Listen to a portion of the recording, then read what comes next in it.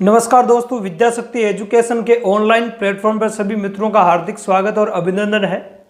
दोस्तों, परिसंचरण तंत्र हम पढ़ चुके हैं। मानव में परिसंचरण तंत्र है, उसको हम डिटेल से पढ़ चुके हैं। रक्त परिसंचरण और लसिका तंत्र के बारे में, ठीक है। और आज अपन एक नया चैप्टर स्टार्ट करने जा रहे हैं और उस चैप्टर का अपने नाम है आनुवंशिकी या आनुवंशिक विज्ञान, ठीक है। तो आनुवंशिकी या आनुवंशिक विज्ञान क्या होता है, इसके बारे में अपने को डिटेल से पढ़ना है, ठीक है। और आनुवंशिकी या आनुवंशिक विज्ञान जैसे ही शब्द हमारे दिमाग में आता है तो हमारे दिमाग में एक वैज्ञानिक है वो जरूर याद आता है, और वो है अपने मेंडल, है ना। मेंडल का नाम हमारे सामने सबसे पहले आता है जब भी हम आनुवंशिकी के बारे में पढ़ते हैं, ठीक है। तो आज हम मेंडल है और मेंडल के द्वारा आनुवंशिकी से संबंधित कौन कौन से नियम है वो प्रतिपादित किए गए हैं, उनकी चर्चा करेंगे। साथ ही साथ आनुवंशिकी है क्या, है ना, तो इसके बारे में भी अपन पढ़ेंगे। तो आज अपन पढ़ेंगे एक तो आनुवंशिकी या आनुवंशिक विज्ञान है वो क्या होती है, इसकी परिभाषा पढ़ेंगे। इसके साथ ही साथ आनुवंशिकता या वंशागति होती है वो क्या होती है, इसके बारे में भी अपन देखेंगे। ये कुछ पारिभाषिक शब्द है, इनके बारे में देखेंगे, ठीक है। इसके अलावा तीसरा पॉइंट हम देखेंगे आनुवंशिक लक्षण। आनुवंशिक लक्षण क्या होता है, ठीक है, कौन से लक्षण है वो आनुवंशिक लक्षणों की श्रेणी में आते हैं। और इसके अलावा हम पढ़ेंगे मेंडल का जीवन परिचय, ठीक है। और उसके बाद हम पढ़ेंगे पांचवा पॉइंट, हम पढ़ेंगे मेंडलवाद के बारे में। किसके बारे में, मेंडलवाद के बारे में। तो ये 5 पॉइंट हम आज पढ़ेंगे, इन्हीं के बारे में अपन डिटेल से चर्चा करेंगे। इनमें से 3 जो ऊपर के जो शब्द है आनुवंशिक विज्ञान, इसके अलावा बात करें अपन आनुवंशिकता, ठीक है, और एक है आनुवंशिक लक्षण। तो ये पारिभाषिक शब्द है। आनुवंशिकी क्या होती है इसको समझने के लिए ये तीनों ही महत्वपूर्ण शब्द है वो हमें नॉलेज में होने चाहिए, और इनके बारे में कई बार सवाल भी पूछा जाता है। इन शब्दों की उत्पत्ति है या इन शब्दों को देने वाले कौन थे, तो इनके बारे में कई बार सवाल पूछा जाता है, तो इन्हीं के बारे में अपन देखेंगे। तो सबसे पहले अपन देखते हैं आनुवंशिक विज्ञान क्या है या आनुवंशिकी होती क्या है, ठीक है। आनुवंशिकी या आनुवंशिक विज्ञान होती क्या है, तो इसके अगर अपन परिभाषा की बात करें, किसकी बात करें, इसकी हम परिभाषा की बात करें, तो आनुवंशिक विज्ञान को अपन इस प्रकार से परिभाषित कर सकते हैं कि विज्ञान की वह शाखा, है ना, विज्ञान की वह शाखा जिसमें वंशागति या आनुवंशिकता और इससे संबंधित नियमों, सिद्धांतों और विविधताओं का अध्ययन किया जाता है, तो उसको अपन आनुवंशिकी या आनुवंशिक विज्ञान कहते हैं। क्या कहते हैं, आनुवंशिकी या आनुवंशिक विज्ञान उसको अपन कहते हैं, ठीक है। विज्ञान की वह शाखा, विज्ञान की वह शाखा जिसमें आनुवंशिकता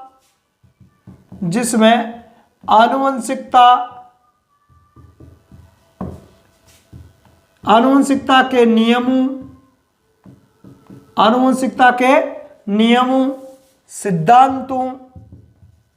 सिद्धांतों एवं विविधता का अध्ययन किया जाता है, विविधता का अध्ययन किया जाता है, ठीक है, अध्ययन किया जाता है, तो उसे क्या कहते हैं, उसे कहते हैं अपन आनुवंशिक विज्ञान। उसे हम क्या कहेंगे, उसको अपन कहते हैं आनुवंशिक विज्ञान, ठीक है, उसे आनुवंशिक विज्ञान कहते हैं, ठीक है। अब इस परिभाषा का अर्थ समझते हैं, उसे आनुवंशिकी या क्या कह सकते हैं, आनुवंशिक विज्ञान कहते हैं। क्या कहते हैं, आनुवंशिक विज्ञान कहते हैं, ठीक है। अब देखो, परिभाषा का अर्थ समझना बेहद इंपॉर्टेंट है। कोई भी परिभाषा उसको अपन पढ़ के छोड़ सकते हैं या रट सकते हैं, तो उससे हमें कोई अर्थ समझ में नहीं आता है जब तक कि उसके शब्दों को हम समझ नहीं पाएंगे। तो यहाँ पर इस परिभाषा का अर्थ अपन देखते हैं, तो क्या है कि विज्ञान की वह शाखा, विज्ञान की एक शाखा है जिसमें आनुवंशिकता, अब ये मेन वर्ड है, ये मेन की वर्ड है इस परिभाषा का, कि इसमें आनुवंशिकता के नियम तो अपन जानते हैं, नियम, कानून, रूल वगैरह जो भी है ना, नियमों, सिद्धांतों, ठीक है, कौन कौन सी थ्योरी दी गई है, ठीक है, और इसके अलावा विविधता, है ना, वेरिएशंस, तो विविधताओं का अध्ययन है वो किया जाता है, तो उसको अपन कहते हैं आनुवंशिकी या आनुवंशिक विज्ञान। अब ये आनुवंशिकता है क्या, देखो आनुवंशिकता का मतलब होता है कि आनुवंशिक लक्षणों का एक पीढ़ी से दूसरी पीढ़ी में स्थानांतरण की जो प्रक्रिया है उसको अपन आनुवंशिकता कहते हैं। ठीक है, तो आनुवंशिकता को हम कैसे डिफाइन कर सकते हैं? आनुवंशिकता की अगर अपन बात करें, किसकी? आनुवंशिकता की। ठीक है, आनुवंशिकता, तो आनुवंशिकता को अपन इस प्रकार से परिभाषित कर सकते हैं कि आनुवंशिक लक्षणों का एक पीढ़ी से दूसरी पीढ़ी में स्थानांतरण की प्रक्रिया है ना। आनुवंशिक लक्षणों का या आनुवंशिक लक्षणों के एक पीढ़ी से दूसरी पीढ़ी में, एक पीढ़ी से दूसरी पीढ़ी में स्थानांतरण की प्रक्रिया, दूसरी पीढ़ी में स्थानांतरण की प्रक्रिया, किसकी प्रक्रिया? स्थानांतरण की प्रक्रिया को ध्यान रखना, ये एक प्रोसेस है, प्रक्रिया को कहते हैं। ठीक है, प्रक्रिया को क्या कहता है? आनुवंशिकता कहते हैं। क्या कहता है? आनुवंशिकता कहते हैं। अब इसके लिए 2-3 वर्ड और काम में लेते हैं। आनुवंशिकता कह दो, या इसको अपन कह सकते हैं वंशागति। क्या कह सकते हैं? वंशागति। और एक अंग्रेजी वर्ड और काम में लेते हैं, वो है इसके लिए हेरिडिटी। क्या नाम है? हेरिडिटी। ठीक है, ध्यान रखना, तो उसको अपन हेरिडिटी कहते हैं। क्या कहते हैं? उसको हेरिडिटी कहते हैं। तो कोई सा भी जो वर्ड है वो परीक्षा में आ सकता है। तो आनुवंशिकता या वंशागति या अंग्रेजी में जिसको बोलते हैं हेरिडिटी, तो इसका मतलब क्या हुआ कि आनुवंशिक लक्षणों का, कैसे लक्षणों का? आनुवंशिक लक्षणों का एक पीढ़ी से या आनुवंशिक लक्षणों के एक पीढ़ी से दूसरी पीढ़ी में स्थानांतरण की जो प्रक्रिया है उसको अपन वंशागति या हेरिडिटी या आनुवंशिकता कहते हैं। मतलब ये हो गया कि एक पीढ़ी का मतलब हो गया जनक, एक पीढ़ी का मतलब क्या हो गया? जनक। जनकों से, किन से? जनकों से जो आनुवंशिक लक्षण है उनका किन में? दूसरी पीढ़ी। दूसरी पीढ़ी का मतलब है संततियों में। किन में? संततियों में। अर्थात लक्षणों का, और वो भी कौन से लक्षण? आनुवंशिक लक्षणों का। अभी अपन आनुवंशिक लक्षणों के बारे में भी देखेंगे कि भाई आनुवंशिक लक्षण कौन से होते हैं और अनानुवंशिक लक्षण कौन से होते हैं, है ना। तो आनुवंशिक लक्षणों का एक पीढ़ी से दूसरी पीढ़ी में स्थानांतरण होने की प्रक्रिया को क्या कहते हैं? वंशागति या आनुवंशिकता या हेरिडिटी कहते हैं। मतलब जो हमारे जो जनक होते हैं, जैसे माता पिता या पूर्वज भी हो सकते हैं, जरूर नहीं कि माता पिता, है ना। माता पिता से तो हमारे अंदर जो लक्षण आते हैं वो प्रत्यक्ष आते हैं। कैसे आता है? प्रत्यक्ष आते हैं। इसके अलावा हमारे माता पिता में भी जो लक्षण है वो उनके पूर्वज हो गए। तो आगे से आगे एक पीढ़ी से दूसरी पीढ़ी में लक्षण है वो स्थानांतरित होते रहते हैं। ठीक है, तो हमारे जो पूर्वज होते हैं या जो हमारे जो जनक होते हैं, दादा दादी है, नाना नानी है, या और भी इनके पहले की पीढ़ियां, तो एक पीढ़ी से दूसरी पीढ़ी में जो लक्षण है वो स्थानांतरित होते हैं। स्थानांतरण की जो ये प्रक्रिया है उसी को अपन क्या कहते हैं? आनुवंशिकता या वंशागति कहते हैं। क्या कहते हैं? उसको अपन आनुवंशिकता या वंशागति कहते हैं। और इस आनुवंशिकता का अध्ययन विज्ञान की जिस शाखा में करते हैं कि भाई आनुवंशिकता के नियम क्या है, ठीक है, सिद्धांत कौन कौन से दिए गए हैं और विविधता क्या है, तो इन सब का अध्ययन विज्ञान की जिस शाखा में करते हैं उसको अपन क्या कहते हैं? आनुवंशिकी या आनुवंशिक विज्ञान कहते हैं। क्या कहते हैं? आनुवंशिकी या आनुवंशिक विज्ञान उसको कहा जाता है। और अंग्रेजी में आनुवंशिकी या आनुवंशिक विज्ञान के लिए जो वर्ड काम में लेते हैं वो अपन काम में लेते हैं जेनेटिक्स। कौन सा वर्ड काम में लेता है? जेनेटिक्स। ध्यान रखना है, जेनेटिक्स। कौन सा शब्द काम में लेता है? जेनेटिक्स। अब ये जो जेनेटिक्स जो शब्द है वो जेनेटिक्स शब्द दिया गया था आपके किसके द्वारा? बेटसन के द्वारा। किसके द्वारा? बेटसन के द्वारा। बेटसन के द्वारा। कब? 1905 में। कब? 1905 में। जेनेटिक्स जो शब्द है वो बेटसन के द्वारा दिया गया था। और कब दिया गया था? 1905 में। कब? 1905 में। और इस जेनेटिक्स शब्द की जो उत्पत्ति है वो एक ग्रीक भाषा के शब्द जीन से हुई है। किससे हुई है? जीन शब्द से। किससे हुई है? जीन शब्द से जेनेटिक्स बना है। कौन से? जीन शब्द से जेनेटिक्स। और जीन शब्द का जो अर्थ होता है वो होता है वृद्धि करना। क्या होता है? वृद्धि करना, है ना। जीन शब्द का अर्थ क्या होता है? वृद्धि करना। तो ये ग्रीक भाषा का शब्द जीन, जीन से जेनेटिक्स। तो ये जेनेटिक्स शब्द देने वाले कौन थे? बेडसन थे। कब दिया था? 1905 में ये शब्द दिया था। तो विज्ञान की उस शाखा में अपन आनुवंशिकता के नियमों का, नियम का मतलब है कि भाई आनुवंशिक लक्षण, अभी मैंने कहा आनुवंशिक लक्षणों के एक पीढ़ी से दूसरी पीढ़ी में स्थानांतरण की जो प्रक्रिया, उसको अपन आनुवंशिकता कहते हैं। तो ये जो आनुवंशिक लक्षण है वो एक पीढ़ी से दूसरी पीढ़ी में जाते कैसे हैं? इनके क्या कुछ रूल है? क्या कोई नियम है? क्या कोई सिद्धांत है क्या? तो आनुवंशिक लक्षण एक पीढ़ी से दूसरी पीढ़ी में कैसे जाते हैं, उनके कौन कौन से नियम है, कौन कौन से सिद्धांत है वो प्रतिपादित किए गए हैं, और विविधता क्या होती है ना, क्योंकि जो संतानें होती हैं वो बिल्कुल 100% अपने जनकों के समान होती नहीं है ना। यहां तक कि अगर अपन बात करें जो जुड़ुआ होता है, जो ट्विंस होते हैं, है ना, जुड़ुआ भाई बहन, तो वो भी बिल्कुल 100% सेम नहीं हो सकते हैं। उनमें भी बहुत सारी आदतें हैं, या और उनकी चॉइस वगैरह है ना, या उनकी लंबाई है, चौड़ाई है, उनमें भी बहुत कुछ फर्क है या अंतर है, वो देखने को मिल सकता है। तो लक्षणों में जो भिन्नता पाई जाती है, लक्षणों में जो भिन्नता पाई जाती है, उस भिन्नता को ही क्या कहते हैं अपन? विविधता कहते हैं। क्या कहते हैं उसको विविधता कहते हैं। तो आनुवंशिक विज्ञान में आनुवंशिकता के नियम और सिद्धांत और इस विविधता का अध्ययन है वो किया जाता है। और ये जो अंग्रेजी में जो वर्ड इसके लिए काम में लेता है, जेनेटिक्स, आनुवंशिक विज्ञान या आनुवंशिकी के लिए जो जेनेटिक्स शब्द काम में लेता है, ये जो शब्द है वो देने वाले कौन थे? बेडसन थे। 1905 में दिया था। और इस शब्द की उत्पत्ति किससे हुई है? जिन शब्द से हुई है, जो कि एक ग्रीक भाषा का शब्द है। किस भाषा का शब्द है? ग्रीक भाषा का शब्द है। और इसका अर्थ होता है वृद्धि करना। क्या होता है? इसका अर्थ होता है वृद्धि करना होता है। ठीक है। अब अपन बात करें आनुवंशिकता के, तो आनुवंशिकता या जिसको अपन बोलते हैं वंशागति, या जिसको अपन कहते हैं हेरिडिटी, तो आनुवंशिक लक्षणों के एक पीढ़ी से दूसरी पीढ़ी में स्थानांतरण की जो प्रक्रिया है, जो प्रोसेस है, उस प्रोसेस को क्या नाम दिया गया है? उस प्रक्रिया को नाम दिया गया है वंशागति या हेरिडिटी। अब ये हेरिडिटी जो शब्द है, इस शब्द का इस्तेमाल करने वाले थे वो थे आपके सबसे पहले स्पेंसर ने, है ना। किसने? स्पेंसर ने। स्पेंसर ने लगभग 1868 में इस वर्ड का उपयोग किया था, है ना। हेरिडिटी शब्द का जो प्रयोग है वो किसने किया था? स्पेंसर ने किया था। किसने किया था? स्पेंसर ने किया था। आगे बात समझ में।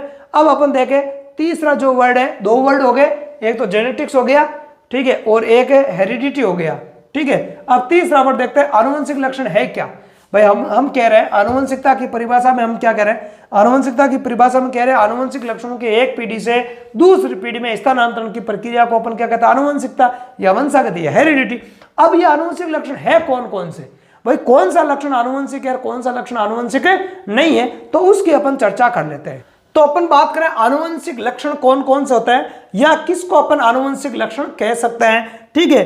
तो आनुवंशिक लक्षणों की अगर अपन परिभाषा की बात करें, अगर अपन डेफिनेशन की बात करें, तो इसकी डेफिनेशन क्या हो सकती है कि भाई ऐसे लक्षण जो एक पीढ़ी से दूसरी पीढ़ी में स्थानांतरित होते हैं, उन्हीं को अपन क्या कहते हैं? आनुवंशिक लक्षण कहते हैं, ठीक है। तो इसको अपन इस प्रकार से परिभाषित कर सकते हैं कि ऐसे लक्षण जो एक पीढ़ी से दूसरी पीढ़ी में, ऐसे लक्षण जो एक पीढ़ी से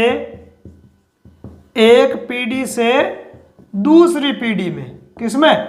दूसरी पीढ़ी में स्थानांतरित होता है, दूसरी पीढ़ी में स्थानांतरित होता है, स्थानांतरित होते हैं, उन्हें आनुवंशिक लक्षण कहते हैं। होते हैं उन्हें क्या कहता है? उन्हें आनुवंशिक लक्षण कहते हैं। उन्हें आनुवंशिक लक्षण कहते हैं।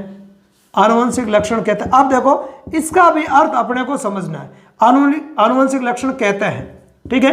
कुछ एग्जाम्पल्स लेते हैं अपन और उनके द्वारा समझते हैं। मतलब सजीव में पाए जाने वाले ऐसे लक्षण जो एक पीढ़ी का मतलब हो गया जनकों से। किन से? जनकों से किसमें? दूसरी पीढ़ी मतलब संतानों में। किसमें? संतानों में स्थानांतरित होता है, तो उन्हीं लक्षणों को क्या कहते हैं? आनुवंशिक लक्षण कहते हैं। बाकी वाले लक्षण है वो आनुवंशिक लक्षण नहीं हो सकते हैं। एग्जाम्पल की अगर अपन बात करें तो देखो एग्जाम्पल्स में क्या हो सकते हैं, कौन कौन से लक्षण? वैसे तो बहुत सारे लक्षण है वो आनुवंशिक लक्षण ही होता है, पर जैसे मैं कुछ उदाहरणों की बात करता हूं। जैसे मान लिया कि कोई पहलवान है, ठीक है, कोई पहलवान होता है, तो वो पहलवान क्या करता है, पहलवान बनने के लिए उसको क्या करना पड़ेगा कि नियमित रूप से जिम ज्वाइन करनी पड़ेगी, या यूं मान लो कि वो बहुत सारा जिम में वर्क करेगा, है ना, बॉडी बिल्डिंग का काम करेगा, साथ ही साथ अपनी डाइट बढ़ा देता है, और डाइट में भी वो सामग्री काम में रहता है जिससे उसकी मांसपेशियों का विस्तार हो, मांसपेशियों का क्या विस्तार हो, ठीक है। तो उसके अकॉर्डिंग वो लगातार मेहनत करता है और अंततः अपनी शरीर को, अपनी बॉडी को उसके अकॉर्डिंग बना लेता है, ठीक है। तो ये एक आनुवंशिक लक्षण नहीं है, पहलवानी का गुण है वो आनुवंशिक लक्षण नहीं है, क्योंकि वो लक्षण उस व्यक्ति ने अर्जित किया है मेहनत करके, उसको पूर्वजों से नहीं मिला है ना, अपने जनकों से उसको वो लक्षण हस्तांतरित नहीं हुआ है, बल्कि उसने मेहनत करके उस लक्षण को अपने आप में डेवलप किया है। तो ये लक्षण है वो बाह्य लक्षण होगा, और उस जीव की मृत्यु के साथ ही वो लक्षण समाप्त हो जाएगा। ऐसा नहीं है, ऐसा नहीं है कि ये लक्षण उसकी आगे की पीढ़ियों में जाएगा, है ना, कि उसकी जो संतान हो रही है वो भी ब्लेस्ड हो रही है, कि उनको तो कोई मेहनत करने की जरूरत नहीं है ना, वो तो ऑटोमेटिकली क्या है, ऑटोमेटिकली ब्लेस्ड है। नहीं, ऐसा नहीं होता। हाँ, कुछ हद तक आपका जो शरीर है वो मोटा तगड़ा हो सकता है, हष्ट पुष्ट हो सकता है, ठीक है, पर और आपको उसमें इंक्रीज करने की जरूरत पड़ती है, ठीक है। तो ये कोई आनुवंशिक लक्षण नहीं है, ये आनुवंशिक लक्षण नहीं है। इसके अलावा अगर अपन आनुवंशिक लक्षणों की अगर अपन बात करें तो पहले मनुष्य की बात करें, जबकि मेंडल है, मेंडल ने तो मटर के पादप पर प्रयोग किए थे। किस पर किए थे? मेंडल ने मटर के पादप पर प्रयोग किए थे, और इस चैप्टर में हम मेंडल के नियमों और सिद्धांतों को ही डिटेल से पढ़ेंगे। मेंडल पर मटर ने मेंडल पर कौन कौन से प्रयोग है वो किए थे, और कौन कौन से नियम है वो प्रतिपादित किए थे। तो चर्चा का विषय हमारे पूरे चैप्टर में यही रहने वाला है ना। पर बात करें अपन जेनेटिक्स लक्षण कौन कौन से होता है, आनुवंशिक लक्षण है वो कौन कौन से होता है, तो मनुष्य में अगर अपन बात करें तो मनुष्य में जैसे बात करें आंखों का रंग, किसका? आंखों का रंग, ठीक है। तो एग्जाम्पल की बात करें तो जैसे मनुष्य में आंखों का रंग है ना, आंखों का रंग, ये एक आनुवंशिक लक्षण है। इसके आधार पर क्या होता है, इसके आधार पर आपको ज्यादातर जैसे काली आंखों वाले, है ना, काली, भूरी और नीली आंखों वाले व्यक्ति वो संसार में देखने को मिल जाएंगे, है ना। कुछ व्यक्ति ऐसे होते हैं जिनकी आंखें हैं वो जो ये आइरिस वगैरह इसके पास का जो भाग होता है वो काला होता है। इसके अलावा कुछ लोगों के में इसका रंग होता है वो आपके भूरा होता है, कुछ अन्य में कैसा होता है, नीला रंग होता है। तो ये आंखों का रंग एक जेनेटिक लक्षण है, अर्थात किसकी आंखें भूरी होगी, किसकी काली, किसकी नीली होगी, तो ये जनकों से संतानों में ट्रांसमिटेज होता है ना। किनमें? जनकों से संतानों में क्या होता है, ट्रांसफर होता है, स्थानांतरित होता है। तो ये एक आनुवंशिक लक्षण है। इसी प्रकार बात करें तो बालों का पैटर्न, जो हमारे ये जो बाल होते हैं किसी के सिद्ध होते हैं, और कई लोगों के देखे होंगे कि ऐसे घुंघराले होते हैं, है ना, ऐसे जलेबी की तरह घूमे हुए रहते हैं, या किसी के ऐसे ऊपर चढ़े हुए रहते हैं ऑटोमेटिकली। तो ये जो बालों का पैटर्न है वो भी एक आनुवंशिक लक्षण होता है। क्या होता है? एक आनुवंशिक लक्षण होता है। उसको अपन अलग प्रकार से डिजाइन नहीं कर सकते। हाँ, कुछ अलग प्रकार से अपन कुछ देर के लिए व्यवस्थित कर सकते हैं, कुछ वगैरह ऐसे पदार्थ लगाकर, जैसे फिल्म शूटिंग में जैसे किया जाता है ना, तो वो चीज एक अलग है। नेचुरली वैसे नहीं हो पाता है ना, जिसके बालों का पैटर्न जैसा है वो वैसा ही रहेगा, ठीक है। तो बालों का जो पैटर्न है वो भी इसमें आ जाएगा, ठीक है। बालों का पैटर्न, किसका? बालों का पैटर्न।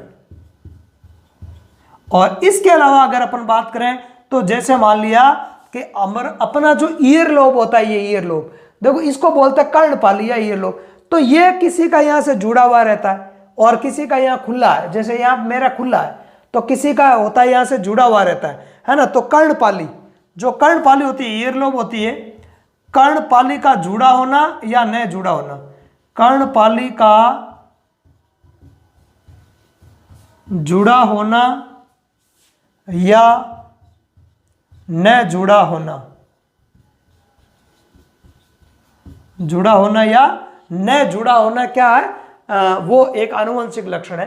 तो ये कुछ ऐसे आनुवंशिक अब लक्षण है। तो जैसे मटर के पादप की बात करें, जिसने मेंडल ने जिस पर प्रयोग किए थे, तो मटर के पादप की अगर अपन बात करें तो मटर के पादप में बहुत सारे ऐसे लक्षणों को मेंडल ने देखा था, जिनका स्थानांतरण एक पीढ़ी से दूसरी पीढ़ी में होता है, और उनकी पहचान भी की थी, ठीक है। तो ये होता है अपने आनुवंशिक लक्षण। आगे बात सुन, तो आनुवंशिक लक्षण क्या होता है, इसके अलावा आनुवंशिकता क्या होती है और आनुवंशिक विज्ञान क्या होती है, इन तीनों शब्दों के बारे में अपने को डिटेल से और अच्छी तरीके से समझ में आ जाना चाहिए। ठीक है, और ये शब्द देने वाले कौन थे, है ना।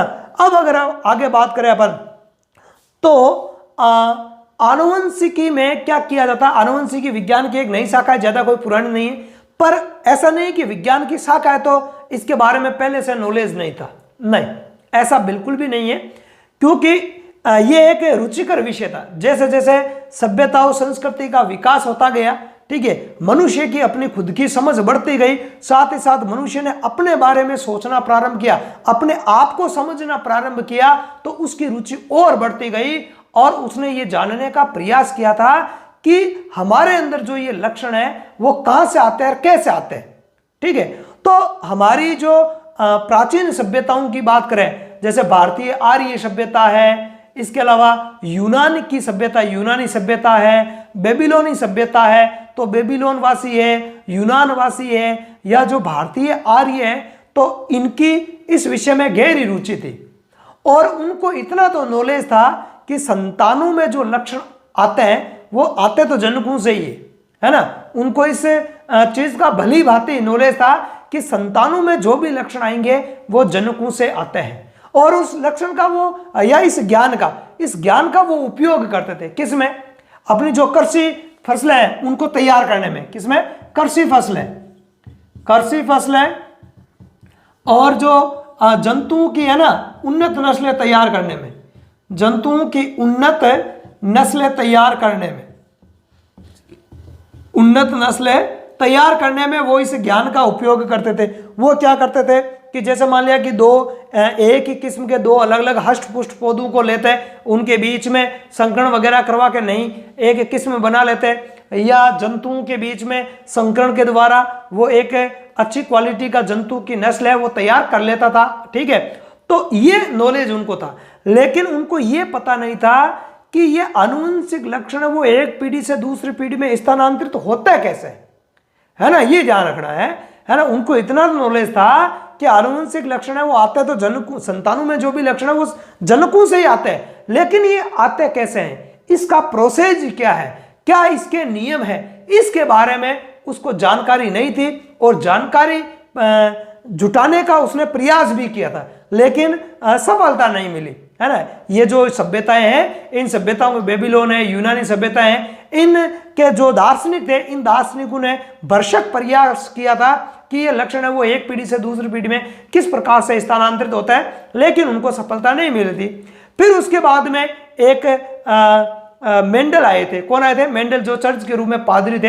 तो मेंडल ने इसके ऊपर डिटेल से अध्ययन किए थे और उनको इस कार्य में सफलता भी मिली थी। क्या मिली थी? सफलता भी मिली थी। इसलिए आनुवंशिकी का जो जनक है वो मेंडल को कहा जाता है। किसको कहा जाता है? मेंडल को कहा जाता है। तो अब अपन मेंडल के बारे में देखते हैं कि मेंडल भाई कौन थे, क्या करते थे, ठीक है, और इन्होंने कौन कौन से प्रयोग किए, तो उसके बारे में देख लेते हैं एक बार। तो देखो, मेंडल का जीवन परिचय अगर अपन देखें तो मेंडल कौन थे और क्या करते थे, ठीक है, तो इनका शुरुआती दौर क्या था और फिर बाद में उन्होंने आनुवंशिक लक्षणों पर कैसे प्रयोग किए थे, तो उसके बारे में अपन देखते हैं। तो अभी मैंने आपको बताया कि मेंडल से पूर्व भी कई ऐसे व्यक्ति हुए थे जिन्होंने ये जानने का प्रयास किया कि आनुवंशिक लक्षण या जो लक्षण है वो एक पीढ़ी से दूसरी पीढ़ी में कैसे पहुंचते हैं, कौन से ऐसे कारक है या घटक है जो आनुवंशिक लक्षणों को एक पीढ़ी से दूसरी पीढ़ी में ले जाने का कार्य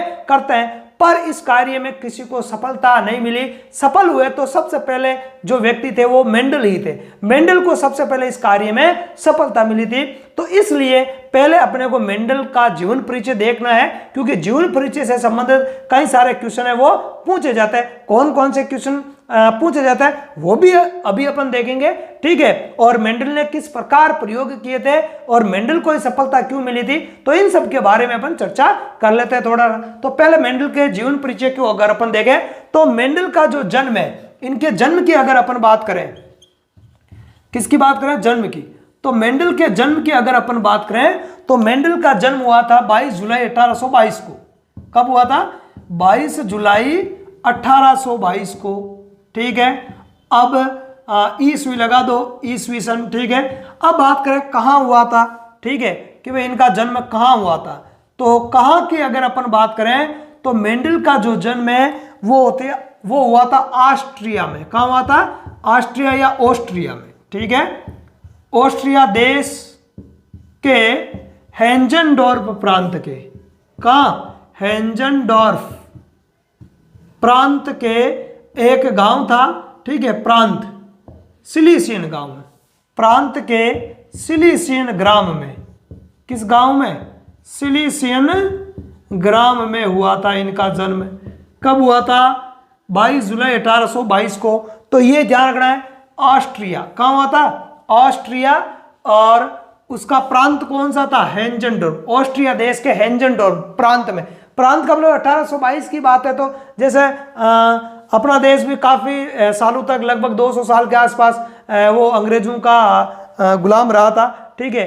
तो उस टाइम भी रियासतें हैं, प्रांत है, ऐसा हुआ करता था। आजकल तो अपना डिस्ट्रिक्ट है, तहसील है, वगैरह है, ग्राम पंचायत है, ये वर्ड है वो काम में लिए। व्यवस्था तो पहले भी थी भाई, सामाजिक व्यवस्था है, पहले राजशाही व्यवस्था थी तो भी थी, और आज लोकतांत्रिक व्यवस्था तो भी है ना। ग्राम है, तहसील है, डिस्ट्रिक्ट है, ताकि शासन चलाने में कोई दिक्कत ना हो। तो ऐसे ही उस देश में प्रांत होते थे। क्या होते थे? वहाँ जिले के समकक्ष होता था ये, ठीक है। तो हेंजनडॉर्फ प्रांत के कौन से ग्राम में? सिलीसियन ग्राम में। कौन से ग्राम में? सिलीसियन। अब ध्यान रखना, कुछ किताबों में आपको सिलीसिया भी लिखा हुआ मिल सकता है। सिलीसिया क्या लिखा हुआ मिल सकता है? सिलीसिया नाम है, वो भी आपको कहीं पर भी लिखा हुआ मिल सकता है। तो ऑस्ट्रिया, और ऑस्ट्रिया जो है उसको शायद वियतनाम भी कहते हैं। इसका दूसरा नाम क्या है? वियतनाम। जैसे अपने भारत के नाम है ना अलग अलग, वैसे इसका भी क्या नाम है? वियतनाम। तो ऑस्ट्रिया या वियतनाम में इनका जन्म हुआ था 22 जुलाई 1822 को। अब अगर अपन बात करें तो ये फिर यहाँ से बाद में आ गए थे। एक शहर था ऑस्ट्रिया का, जिस शहर का नाम था ब्रुन शहर। कौन सा शहर? ब्रुन शहर। तो ये ब्रुन शहर में आ गए थे, और चूंकि ये ईसाई थे, क्या थे? ईसाई थे। तो ब्रुन शहर में ये एक चर्च में पादरी बन गए, है ना।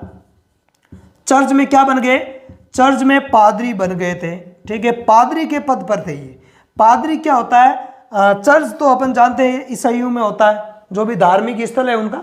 जैसे अपने हिंदुओं में मंदिर होता है, तो मंदिरों में जो पूजा अर्चना करने वाले होते हैं उनको अपन पुजारी कहते हैं। क्या कहते हैं? पुजारी कहते हैं, ठीक है।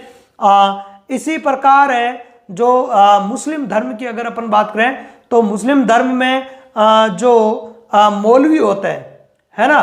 कौन होता है? जो मौलवी होता है, जो कार्य करता है, जैसे अपने मंदिरों में जैसे काम करते हैं वैसे ही, अर्थात मस्जिदों में जैसे मौलवी होते हैं, ठीक है। तो वैसे ही इनमें जो पूजा स्थल होता है उसको अपन बोलते हैं गिरजाघर। क्या कहता है? गिरजाघर बोला जाता है, ठीक है। तो गिरजाघर कह सकते हैं, ठीक है, या जो भी चर्च है शायद यही कहते होंगे, ठीक है। तो उसमें ये पादरी के पद पर थे, और ब्रुन शहर में पादरी के पद पर रहते हुए ही इन्होंने जो मटर पादप है, ठीक है, मटर, उद्यान मटर भी लिखा हुआ मिल सकता है कई सारी किताबों में आपको, उद्यान मटर। तो उद्यान मटर या जनरली अपन कह सकते हैं मटर, वैसे मटर की बहुत सारी किस्में होती है। तो इस उद्यान मटर पर एक्चुअल में क्या हो गया भाई, किताबों में उद्यान मटर लिखा हुआ है, बोर्ड की किताब है उसमें उद्यान मटर है। तो उद्यान मटर जिसका वैज्ञानिक नाम है पायसम सेटाइवम। वैज्ञानिक नाम क्या है इसका? पायसम सेटाइवम। पायसम सेटाइवम। तो इस पायसम सेटाइवम पर वंशागति के प्रयोग किए थे ब्रुन शहर में पादरी के पद पर रहते हुए मेंडल ने। अब ये जो मेंडल ने जो प्रयोग किए थे वो प्रयोग किए थे उन्होंने 1856 से 1863 तक ये वंशागति संबंधी प्रयोग किए थे। ध्यान रखना, किस संबंधी? आनुवंशिकता के प्रयोग या वंशागति के प्रयोग या संकरण प्रयोग के, दो एक ही बात है। किसी भी सवाल, नाम से सवाल पूछा जा सकता है, प्रश्न है वो पूछा जा सकता है। तो वंशागति के प्रयोग, अब ये प्रयोग कब किए थे? 1856 से 1863, मतलब 7 वर्षों तक। कितने वर्षों तक? 7 वर्षों तक ये वंशागति संबंधी प्रयोग उन्होंने किए थे। अब इन प्रयोगों का जो रिजल्ट है वो उन्होंने कब दिया था? वो दिया था इन्होंने 1865 में। कब? 1865 में। मेंडल ने 1865 में ब्रुन जो 7 वर्षों तक जो भी उन्होंने प्रयोग किए थे, उन प्रयोगों के आधार पर उन्होंने नियम निकाले, निष्कर्ष निकाले। अब उन निष्कर्षों को ब्रुनसेर की एक संस्था थी जिसका नाम था Brun society of natural history. क्या नाम था? Brun society of natural history. यहां लिख देता हूं मैं, Brun society of natural history, of natural history. ठीक है, नेचुरल हिस्ट्री। तो इसमें उन्होंने क्या किया था? इसमें उन्होंने अपने वंशागति के या जो संकरण के जो प्रयोग थे उनके निष्कर्षों को छपवाया था, है ना। वंशागति संबंधी प्रयोग नामक टाइटल से, शीर्षक कि वंशागति संबंधी प्रयोग। तो उस टाइटल से ब्रुन सोसाइटी ऑफ नेचुरल हिस्ट्री की जो वार्षिक पत्रिका थी, शोध पत्रिका है ना, जिसमें वैज्ञानिक रिसर्च संबंधी लेख जो है वो उसमें छपते थे, है ना। और वार्षिक पत्रिका थी, मतलब साल में एक बार निकलने वाली पत्रिका थी। तो ब्रुन सोसाइटी ऑफ नेचुरल हिस्ट्री की जो वार्षिक पत्रिका थी, उस वार्षिक पत्रिका में उन्होंने अपने नियमों को प्रतिपादित करवाया था। ठीक है, लेकिन मेंडल का दुर्भाग्य था कि उस समय के जितने भी वैज्ञानिक थे वो वैज्ञानिक इनके नियमों को समझ नहीं पाए थे। ठीक है, तो उसकी चर्चा आगे अपन बात करेंगे। अब मेंडल ने इन निष्कर्षों के आधार पर 3 नियम प्रतिपादित किए थे। कितने नियम प्रतिपादित किए थे? 3 नियम मेंडल ने प्रतिपादित किए थे। एक नियम की अगर अपन बात करें तो एक था प्रभाविता का नियम। मेंडल ने वंशागति संबंधी प्रयोग किए और नियम दिए। कितने नियम दिए? 3। पहला नियम है प्रभाविता का नियम। किसका नियम है? प्रभाविता का नियम। ये 1 नंबर पे आता था, 1 नंबर पे आएगा, ध्यान रखना।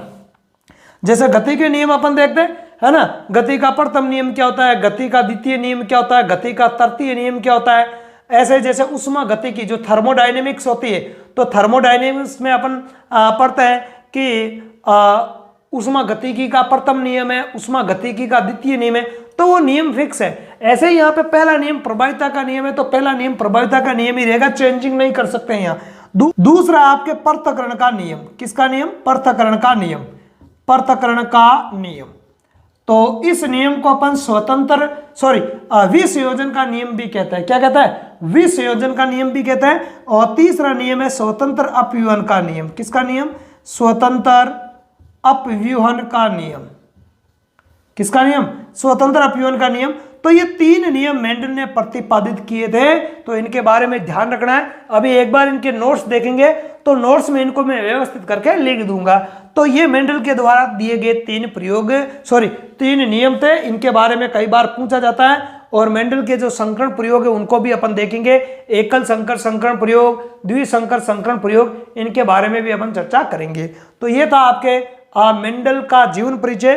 ठीक है, कि मेंडल का जन्म 22 जुलाई 1822 ईस्वी में हुआ था। कहाँ हुआ था? ऑस्ट्रिया देश के हेंजनडॉर्फ प्रांत में हुआ था। गांव कौन सा था? सिलीसियन। ठीक है, अब फिर ये चले गए थे ब्रुन शहर में वहां चर्च में पादरी के पद पर थे। और पादरी के पद पर रहते हुए ही उन्होंने 1856 से 1863, मतलब 7 वर्षों तक जो उद्यान मटर है ना, जिसका वैज्ञानिक नाम है पायसम सेटाइवम, उस पर सेटाइवम है, यहाँ जा रखना, पायसम सेटाइवम, तो उस पर वंशागति संबंधी प्रयोग किए। और प्रयोगों से जो भी निष्कर्ष प्राप्त हुए थे उन निष्कर्षों को 1865 में, कब? 1865 में ब्रुन सोसाइटी ऑफ नेचुरल हिस्ट्री की जो वार्षिक शोध पत्रिका थी उसमें प्रकाशित करवाए। ठीक है, तो मेंडल ने अपने संकरण प्रयोगों के आधार पर 3 नियमों का प्रतिपादन किया था।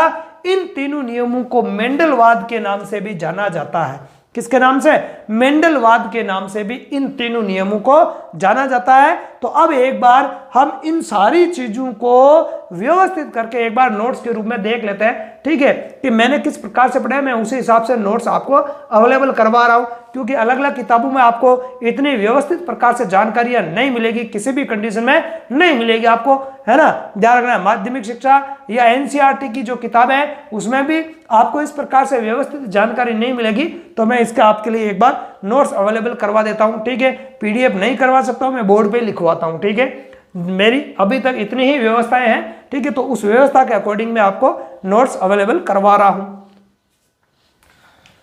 तो सबसे पहले अपन देख लेते हैं आनुवंशिकी की परिभाषा क्या होती है, या आनुवंशिक विज्ञान या जेनेटिक्स किसको कहते हैं। देखो, जीव विज्ञान की वह शाखा जिसमें 2 बार लिख दिया, जिसमें आनुवंशिक लक्षणों की वंशागति है ना, आनुवंशिक लक्षणों की वंशागति, वंशागति का मतलब क्या हो गया, आनुवंशिकता, आनुवंशिकता के नियमों मतलब आनुवंशिक लक्षणों की वंशागति के नियमों, सिद्धांतों एवं विविधताओं का अध्ययन किया जाता है ना, उसे आनुवंशिक विज्ञान या आनुवंशिकी या जेनेटिक्स कहते हैं। क्या कहते हैं, जेनेटिक्स कहते हैं। ठीक है, आगे बात सुन, ध्यान रखना है। आगे बात करें, जेनेटिक्स शब्द का सर्वप्रथम प्रयोग सन 1905 में है ना, कब, 1905 में बेटसन ने, ये ध्यान रखना आपको, बेटसन ने किया था। किसने किया था, बेटसन ने किया था। इस शब्द की उत्पत्ति ग्रीक भाषा के शब्द से हुई। ध्यान रखना, किस भाषा के शब्द से, ग्रीक भाषा। ज्यादातर विज्ञान में आपको पता होना चाहिए ग्रीक या लैटिन भाषा के शब्द काम में आते हैं, तो ग्रीक या लैटिन। यदि ऑप्शन में आपको विज्ञान में से कोई भी है और अगर ग्रीक या लैटिन ऑब्जेक्ट में दिखे है ना, तो आप उसको राइट करना है आपको। ठीक है, तो ग्रीक भाषा के शब्द जीन से हुई है। किससे हुई है, जीन से हुई है। और जिसका अर्थ मतलब जीन शब्द का अर्थ, जीन शब्द का अर्थ क्या होता है, वृद्धि करना। क्या होता है, वृद्धि करना होता है। ठीक है, इसी प्रकार ध्यान रखना, एक और मैं ट्रिक आपको बताऊं, जैसे यहां लिखा हुआ आनुवंशिक विज्ञान, यहां लिखा हुआ आनुवंशिकी, तो के पीछे क्या लगा दिया, ई की मात्रा लगा दी। क्या लगा दी, ई की मात्रा। तो अब अपने को विज्ञान लिखने की जरूरत है, मतलब ये आनुवंशिक है, आनुवंशिक के पीछे ई की मात्रा लगा दी तो बन गया आनुवंशिकी, है ना, तो फिर विज्ञान लिखने की जरूरत नहीं है। तो ऐसे ही ध्यान में यदि ई की मात्रा पीछे दिखाई दे तो इसका मतलब वो विज्ञान की शाखा है। जैसे आनुवंशिकी है, भ्रूणिकी, भाई एक तो भ्रूण विज्ञान कहो या एक भ्रूणिकी बोलो, है, एक कोशिका विज्ञान कहो या एक कोशिकी कहो, तो पीछे कोशिका के पीछे एक ई की मात्रा लगा दी तो वो विज्ञान की शाखा बन गई कोशिकी। अब कोशिका विज्ञान लिखने की जरूरत नहीं। तो कई बार ऐसी चीजें कंफ्यूज कर देती है ना। सिद्ध आ गया भाई, सिद्ध आ गया कि आनुवंशिक विज्ञान किसको कहते हैं, तब तो आपने पहचान लिया कि विज्ञान की एक शाखा है और अपने को आनुवंशिक विज्ञान की परिभाषा पहचाननी है या परिभाषा देनी है। लेकिन ये वर्ड पूछ लिया कि आनुवंशिकी किसको कहते हैं, फिर कंफ्यूजन में पड़ जाता है कि भाई ये है क्या, तो पीछे ई की मात्रा लगा दी तो वो विज्ञान की शाखा है। तो भ्रूणिकी है, कोशिकी है, शारीरिकी है ना, तो ये विज्ञान की शाखाएं होती है। ठीक है, तो ऐसे आनुवंशिकी क्या होगी, जीव विज्ञान की एक शाखा हो गई। आगे बात करें, ग्रेगर जॉन मेंडल को आनुवंशिकी का जनक कहते हैं। क्या कहता है, आनुवंशिकी का जनक कहते हैं। क्यों कहते हैं, इसका कारण भी मैंने आपको बताया था कि मेंडल से पूर्व भी कई सारे ऐसे दार्शनिक और व्यक्ति हुए थे जिन्होंने लक्षणों की एक पीढ़ी से दूसरी पीढ़ी में वंशानुगति कैसे होती है इसके संबंध में जानने के प्रयास किए थे, विभिन्न प्रकार के प्रयोग किए थे, निष्कर्ष निकाले थे, लेकिन सही और उचित रिजल्ट पर कोई भी नहीं पहुंच पाया था। सबसे पहले जो उचित निष्कर्ष पर जो पहुंचने वाले थे तो वो थे आपके मेंडल थे। कौन थे, मेंडल। इसलिए आनुवंशिकी का जनक है वो मेंडल को माना गया। आगे बात समझ में, आगे देखते हैं अगली परिभाषा है आनुवंशिक लक्षण। क्या है, आनुवंशिक लक्षण।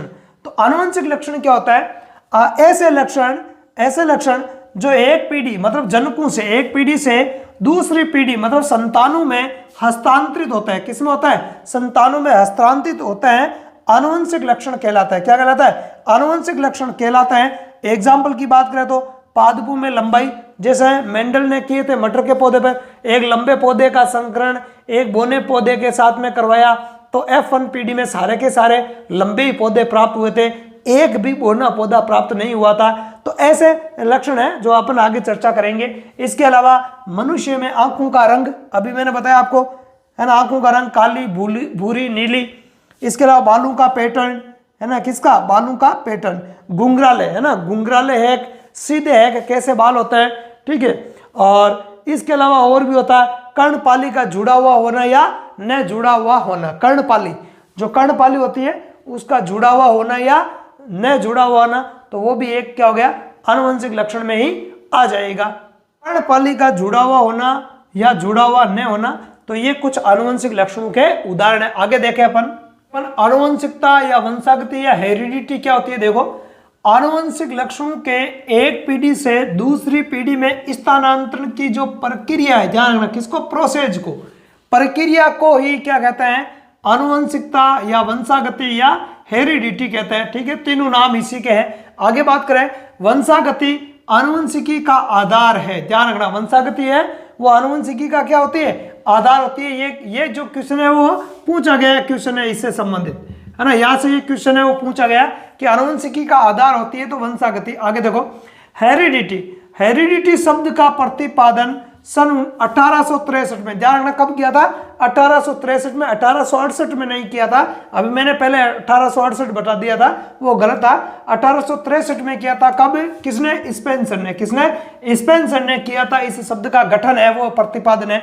अब देखते हैं विविधता, वेरिएशन क्या होती है। विविधता देखो, जनकों एवं संततियों में, किसमें, जनकों एवं संततियों में पाई जाने वाली जो असमानता है, मतलब किसी लक्षण को लेकर जो पाई जाने वाली जो असमानता है, उस असमानता को ही क्या कहता है, विविधता कहता है। क्या कहता है, असमानता को ही क्या कहता है, विविधता कहता है। आगे देखें, आगे है मेंडल का जीवन परिचय। तो देखो जीवन परिचय में क्या है, ग्रेगर जॉन मेंडल, पूरा नाम क्या था, Gregor John Mendel. Gregor John Mendel का जन्म है 22 जुलाई 1822 को ऑस्ट्रिया, कौन से देश में, ऑस्ट्रिया। ध्यान रखना, ऑस्ट्रिया देश है, एक ऑस्ट्रेलिया महाद्वीप है, उस महाद्वीप की चर्चा नहीं हो रही। ऑस्ट्रिया है ना, या वियतनाम भी कहते हैं इसको शायद, ठीक है। तो वियतनाम या ऑस्ट्रिया के हेंजनडॉर्फ प्रांत के सिलिसियन ग्राम में हुआ था। इन्होंने चर्च, है ना, इन्होंने चर्च में पादरी के पद पर रहते हुए सन 1856 से 1863, मतलब 7 वर्षों तक, 1856 से 1863, 7 वर्षों तक उद्यान मटर, जिसका वैज्ञानिक नाम क्या है, पायसम सेटाइवम, पर आनुवंशिकता संबंधी संकरण प्रयोग किए थे। कौन से प्रयोग, संकरण प्रयोग किए थे। कई बार पूछा जाता है कि संकरण प्रयोग किसने किए थे, या संकरण प्रयोगों से किसका संबंध है, तो मेंडल का संबंध है। ध्यान रखना, तो संकरण प्रयोग किए एवं है प्राप्त निष्कर्षों को, किनको, प्राप्त निष्कर्षों को 1865 में ब्रून सोसाइटी ऑफ नेचुरल हिस्ट्री के शोध पत्र में पादप संकरण पर प्रयोग नामक शीर्षक से, किस शीर्षक से, पादप संकरण पर प्रयोग नामक शीर्षक से प्रकाशित करवाए थे। अब अपन देखते हैं मेंडलवाद क्या है। तो मेंडल ने अपने संकरण प्रयोगों के आधार पर, किसके आधार पर, अपने संकरण प्रयोगों के आधार पर वंशागति संबंधी 3 प्रमुख नियम प्रतिपादित किए थे। कितने, 3 नियम प्रतिपादित किए। इन तीनों नियमों को क्या कहते हैं, मेंडलवाद कहते हैं। क्या कहते हैं, मेंडलवाद, या मेंडल के वंशागति के नियम कहते हैं। क्या कहते हैं, मेंडल के वंशागति के नियम इनको कहते हैं, जो कि निम्न है। कौन कौन से, पहला नियम तो है आपके प्रभाविता का नियम। किसका नियम, प्रभाविता का नियम। दूसरा नियम है पृथक्करण का नियम, और इस पृथक्करण के नियम को अपन विसंयोजन का नियम भी कहते हैं। कौन सा नियम, विसंयोजन का नियम भी कहते हैं, तो ध्यान रखना है। और तीसरा नियम है स्वतंत्र अपयूहन का नियम। किसका नियम, स्वतंत्र अपयूहन का नियम। तो ये थे मेंडल के 3 वंशागति संबंधी प्रयोग, है ना, जिनको अपन वंशागति के नियम कहते हैं, प्रयोग नहीं, नियम कहते हैं, ठीक है, या इनको अपन मेंडलवाद के नाम से भी जानते हैं, ठीक है। तो इस प्रकार से ये था, आज हमने पढ़ा आनुवंशिकी क्या होती है, आनुवंशिक लक्षण क्या होता है, आनुवंशिकता क्या होती है, मेंडल का जीवन परिचय और मेंडलवाद के बारे में हमने पढ़ा है। आगे की क्लासों में हम मेंडल के जो एकल संकर संकरण प्रयोग, द्विसंकर संकरण प्रयोग और इन तीनों नियमों की चर्चा करेंगे। तो आज इस क्लास में इतना ही पढ़ेंगे। क्लास यदि आपको अच्छी लगी है तो इसे ज़्यादा से ज़्यादा अपने दोस्तों में शेयर करना है, और चैनल पर आप नए हो तो चैनल को लाइक और सब्सक्राइब जरूर करना है। इसके साथ ही साथ आप हमारे टेलीग्राम ग्रुप से भी जुड़ सकते हो, ठीक है, जिसका जो लिंक है वो चैनल के अबाउट सेक्शन में दिया हुआ है, ठीक है। तो वहाँ आपको ढेर सारे क्विज, मैथ्स है, साइंस है, राजस्थान जीके है, इंडिया जीके या इंडिया करंट जीके, तो इनके ढेर सारे क्विज वहाँ पे आपको अवेलेबल होंगे, ठीक है। तो उससे भी आप जरूर जुड़े। तो अगली क्लास में आपसे फिर मिलेंगे, तब तक के लिए धन्यवाद। जय हिंद।